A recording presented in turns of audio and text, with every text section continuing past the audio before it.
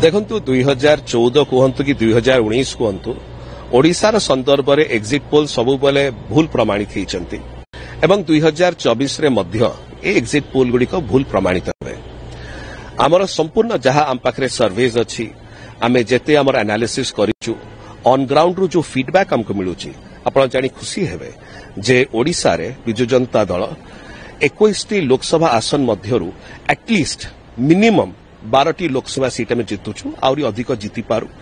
एवं विधानसभा रे 3/4 मेजॉरिटी सहित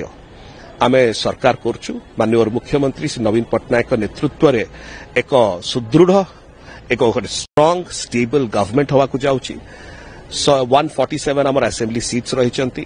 3/4 जो देखिए मिनिमम 110 सीट सेटा 110 रु 115 ऊपर को भी जाई पारे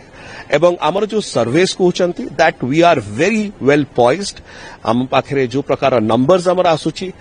आमे समस्त उत्साहित अच्छु एवं जो एक्जिट पोल गुड़िक आसुची 2014 रे मध्य भूल प्रमाणित होते 2019 रे मध्य भूल प्रमाणित होते 2024 रे मध्य ओडिशार संदर्भ में भूल